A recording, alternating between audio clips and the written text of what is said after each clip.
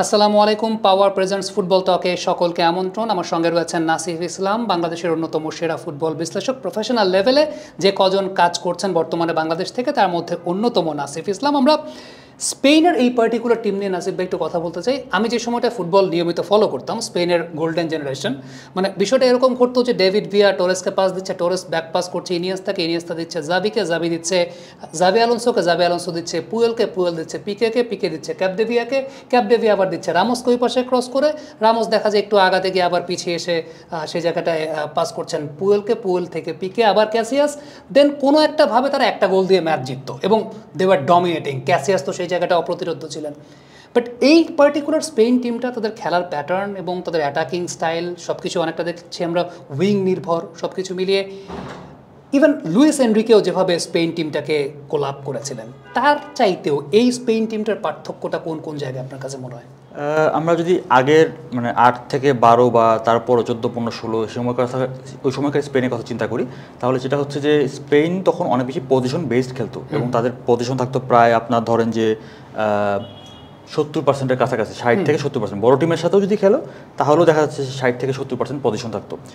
এখন যদি দেখেন এই বছরের বা এই সময় ইউরোর খেলা যদি দেখেন, তাদের পজিশন কখনো কখনো 50, 49, 48, মানে অপোনেন্টের ক্রোয়েশিয়ার বল পজিশন বেশি ছিল প্রথম ম্যাচে, 53 আর 47 ছিল।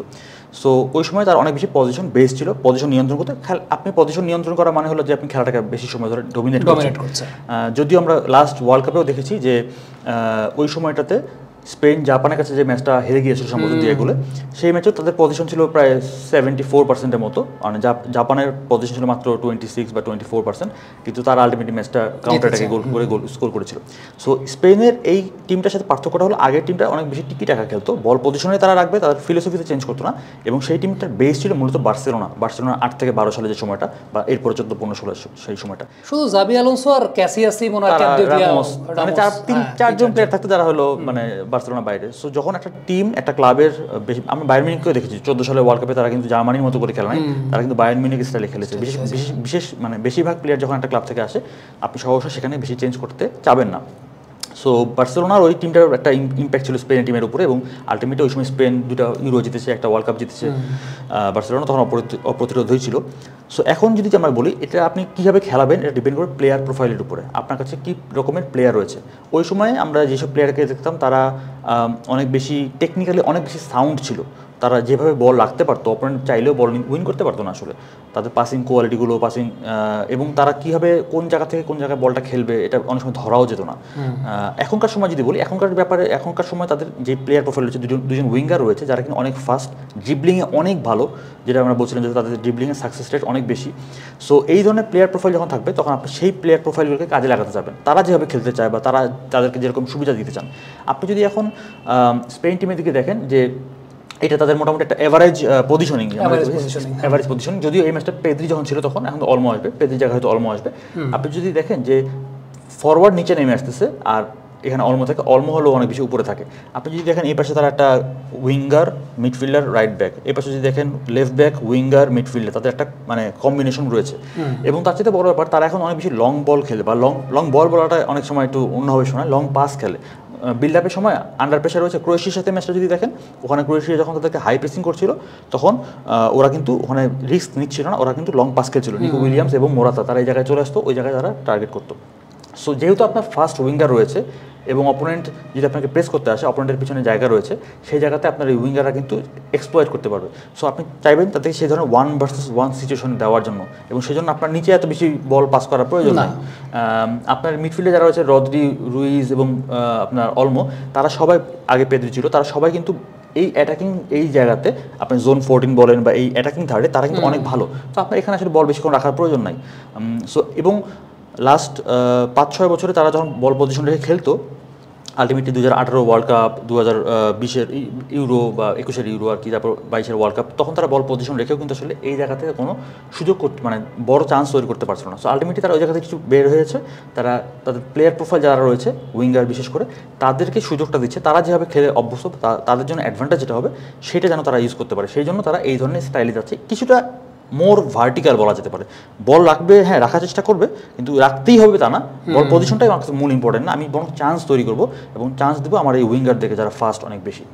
আরেকটা জায়গায় একটু আমরা পরের ছবিটার দিকে যাই, এটা কি আসলে অ্যাডভান্টেজ নাকি ডিসঅ্যাডভান্টেজ সেটা আমি একটু জানতে চাই। সেটা হচ্ছে শুধুমাত্র ইয়ামালের এই গোলটা ব্যতীত আর বাকি যতগুলো গোল স্পেন দিয়েছে এই টুর্নামেন্টে, আমরা স্টার মার্ক যেগুলো দেখছি সেগুলো হচ্ছে যেগুলো গোল হয়েছে সবগুলো কিন্তু পেনাল্টি এরিয়ার ভেতর থেকে তারা শটস অন টার্গেট নিয়েছে।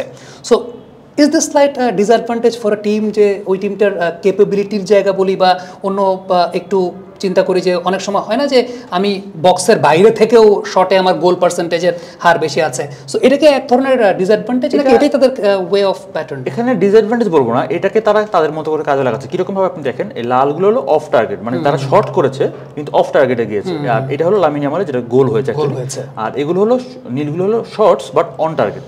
আপনি দুটো জিনিস এখানে আমাদের খেয়াল করতে হবে, যে ভিতর থেকে যে গোলগুলো হয়েছে, হ্যাঁ এই গোলটা হলো উইলিয়ামস, যেটাতে সে ভিতরে কাউন্টারটাকে এসে গোল করেছিল, এখান থেকে শর্ট করে গোল করেছিল। এই গোলটা হলো কারভাহালের, যেটা কিনা অ্যাকচুয়ালি সেট পিসের পরে, কর্নারের পরে, ফ্রি কিকের পরে ইয়ামাল একটা ক্রস করেছিল, কারভাহাল গোল দিয়েছিল। এই গোলটা সম্ভবত একটা ওন গোল হয়েছিল কাটব্যাক থেকে। এই গোলটা হয়েছিল অলমো লাস্ট ম্যাচে ফ্রান্সের সাথে, যে গোলটা তিনি করলেন, এই গোলটা হলো ইয়ামালের। আর এখানে যে দেখেন 5টা গোল আছে, এই 5টা গোল কিন্তু এটা আমরা বলি যে রিবাউন্ড জোন বা কাটব্যাক জোন। দ্যাট মিনস আপনি যদি মনে করে দেখেন, জার্মানির সাথে অলমো যে গোলটা করেছিল, ইয়ামাল এখান থেকে কাটব্যাক করেছে, মানে পাস দিয়েছিল বলতে হবে, সেখান থেকে ইয়ামাল সেকেন্ড লাইন রান করে গোল দিয়েছে। এখান থেকে রদ্রি একটা গোল আছে। সো এই জায়গাতে অনেকগুলো গোল। দ্যাট মিনস আপনি বাইরে থেকে যে শটগুলো করছেন সংখ্যাটা কম, অন্যান্য জার্মানির হয়তো আউটসাইড দ্য বক্স থেকে অনেক শর্টস থাকে, সেই তুলনায় হয়তো স্পেনের কিছুটা কম বলতে পারেন, কিন্তু তারা উইঙ্গারদের কাজটাকে, উইঙ্গাররা ভিতরে, মানে ইনভার্টেড উইঙ্গার, উইলিয়ামস ভিতরে আসবে, ভিতরে এসে এই ধরনের জায়গা থেকে এই শর্টসগুলো বেশিরভাগই হলো নিকো উইলিয়ামসের।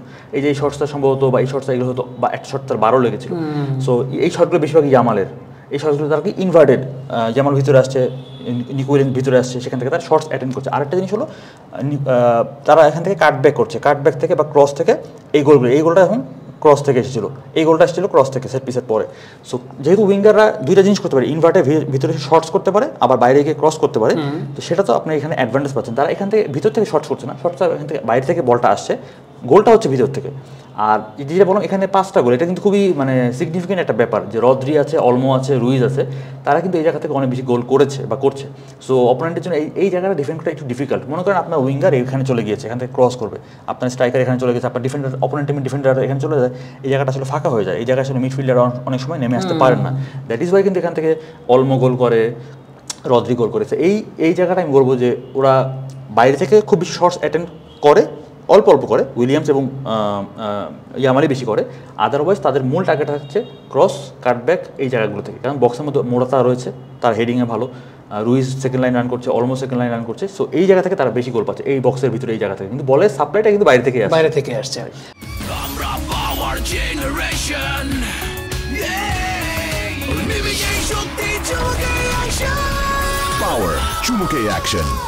এই জায়গাটা আমি পরের ছবিটা গিয়ে আমি কোয়েশ্চেনটা করতে চাই, সেটা হচ্ছে যে the evolution of Spanish football. Normally যেটা হয় যে একটা বড় টুর্নামেন্টে কোনো একটা দল যে প্যাটার্নে ফুটবলটা খেলে, একটা সার্টেন জেনারেশন কিন্তু সেটাকে ফলো করে। আপনি 2008-এর কথাটা বললেন, ওই টিকি টাকা বেসড ফুটবল, সেটাকে তারা ক্যারি করেছে কিন্তু 2012-14 সাল পর্যন্ত আমরা দেখতে পেয়েছি। এখন প্যাটার্নটা চেঞ্জড। আপনি যেটা আমরা বলছিলাম যে 744টা পাস শুধুমাত্র লেফট উইং থেকে এসেছে, 446টা পাস রাইট উইং থেকে এসেছে। সো এই যে একটা new brand of football Spanish ফুটবলে, এটা কি আগামী দিনগুলোতে একটা ইম্প্যাক্ট পড়তে যাচ্ছে, যে একটা জেনারেশন হয়তো বা এখন এই প্যাটার্নে ফুটবল খেলতে চাইবে? হ্যাঁ, আপনি প্যাটার্নটা যে বললেন, প্লেয়িং স্টাইল বা প্যাটার্নটা নির্ভর করছে আসলে আপনার কি ধরনের প্লেয়ার প্রোফাইল রয়েছে। কারণ ইয়ামাল আছে বলেই এই জায়গায় আপনি এত বেশি বল আনতে চাচ্ছেন, উইলিয়ামস আছে বলে হয়তো আপনি ওই জায়গায় এত বল আনতে চাচ্ছেন। যদি আপনার এরকম উইঙ্গার না থাকে, আপনি যদি ফ্রান্সের খেলা দেখেন, তাদের এখন আসলে ডেম্বেলে বা কোমান তো এখন সুযোগই পাইল না, তাদের উইঙ্গার নাই বললেই চলে। এমবাপ্পেও এখন উইঙ্গার খেলছে না, ভিতরে খেলছে। সো যেসব টিমে উইঙ্গার নাই, দেখবেন তাদের এখানে পাসিং মানে পাসগুলো কম, পাসের সংখ্যাটা কম, তারা দেখবেন ভিতরে বেশি পাস, ক্রস বেশি হচ্ছে এরকম। সো যেহেতু উইলিয়ামস এখানে বল পাচ্ছে অনেক বেশি, সে ড্রিবলিং করছে এবং কুকুরেও এখানে যাচ্ছে, এবং তাকে একটা সাপোর্ট দেওয়ার জন্য মিডফিল্ডের একটা প্লেয়ার ওখানে যাচ্ছে। সো এই জায়গায় তাদের কম্বিনেশন বেশি হচ্ছে। 3জন প্লেয়ার যদি এখানে থাকে, ডেফিনেটলি তারা এখানে একটা পাসিং কম্বিনেশন করার চেষ্টা করবে। সেম এই পাশে ইয়ামালের সাথে অলমো আসছে, কারভাহাল যাচ্ছে রাইট ব্যাক। সো এই জায়গাতে তাদের একটা 3জন প্লেয়ার থাকছে, মোরাতাও এখানে আসছে। আমি যদি ওই ইংল্যান্ডের একটা উদাহরণ দিলাম না, যে এক পাশে ওভারলোড করে তারা সুইচ করার চেষ্টা করে, আপনি যে পাশে ওভারলোড করবেন সেখানে যদি আপনার 3জন 4জন 5জন প্লেয়ার যায়, দ্যাট মিনস সেখানে আপনার অবশ্যই 4-5টা পাস হয়ে যাবে। সো দ্যাট ইজ ওয়াই কিন্তু এখানে উইলিয়ামসের এবং ইয়ামালের সাইডে পাসিং সংখ্যাটা বেশি। আগে আমরা যেটা দেখতাম স্পেনের, হয়তো মিডফিল্ডের পাসটা একটু বেশি হতো, ধরেন এইটুকু জায়গার মধ্যে পাসটা একটু বেশি হতো, সেখানে জাভি, ইনিয়েস্তা, বুস্কেটস খেলতো, ফ্যাব্রিগাস খেলতো, এবং এবং তাদের আগে যে স্ট্রাইকারগুলো থাকতো তোরেসের পরে বেশিরভাগ ক্ষেত্রে ফলস নাইন খেলতে হতো, কারণ বার্সেলোনা একসময় ফলস নাইন খেলতো। সো তোরেসের পরে তোরে যখন আসলে নিয়মিত হতে পারলেন না স্পেন দলে, তখন কিন্তু সবাই আসলে ফলস নাইন খেলছে স্পেনের স্ট্রাইকার যদি বলি। এখন তাদের একটা মোরাতা, হয়তো অনেকে বলতে পারে যে তিনি গোল করতে পারছেন না খুব বেশি, একটা গোল সম্ভবত করেছেন এই ইউরোতে, একটা বা দুটো, কিন্তু তিনি কিন্তু যে কাজটা করে দিচ্ছেন, ডিফেন্সিভলি হেল্প করছেন, আপনার বিল্ড আপের সময় আপনাকে লিঙ্ক প্লে করছেন, এই পাশে যখন একটা ওভারলোড করতে যাচ্ছেন তখন তিনি এখানে আসছেন। এই যে তার মুভমেন্টগুলো, এই মুভমেন্টগুলো আসলে স্পেন টিমকে হেল্প করছে, যেটা আমরা 2018 বিশ্বকাপে জিরুর করেছিল। অনেকে বলতো জিরু তো গোল দেয়নি, অন টার্গেটই তার কোনো শট নাই। তার কাজটা কি? তার কাজটা হলো গ্রিজম্যান এবং এমবাপ্পের সাথে একটা কম্বিনেশন করা এবং তাদের জন্য স্পেস তৈরি করে দেওয়া। সে যখন নিচে নেমে আসতেছে, তার সাথে সাথে একটা সেন্টার ব্যাক নেমে আসছে, জায়গাটা তৈরি হচ্ছে এমবাপ্পের জন্য। সো মোরাতা এই ইউরোতে এরকম বেশ ভালো কিছু মুভমেন্ট কম্বিনেশন তিনি প্লে করেছেন, যেটা কিনা তাদেরকে আসলে হেল্প করছে। এই যে ফার্স্ট উইঙ্গার যারা উইলিয়ামস, ইয়ামাল, অলমোর মতো যারা সেকেন্ড লাইন রান করতে পারে, এই রানগুলো হেল্প করার জন্য। তো আমার কাছে মনে হচ্ছে এই পাসিং, এখান থেকে আমরা একটা জিনিসই মূলত বেশি করে ফোকাস করতে পারি, যে তারা উইং বেস, যেহেতু উইঙ্গার ভালো, সেখানে তারা একটু ওভারলোড করার চেষ্টা করছে বা সেখানে নাম্বার নিয়ে যাচ্ছে। কারবাহাল আসছে, মিডফিল্ডার আসছে, ওপাশে কুকুরে যাচ্ছে, একটা মিডফিল্ডার যাচ্ছে, ওখানে কম্বিনেশন করার চেষ্টা করছে।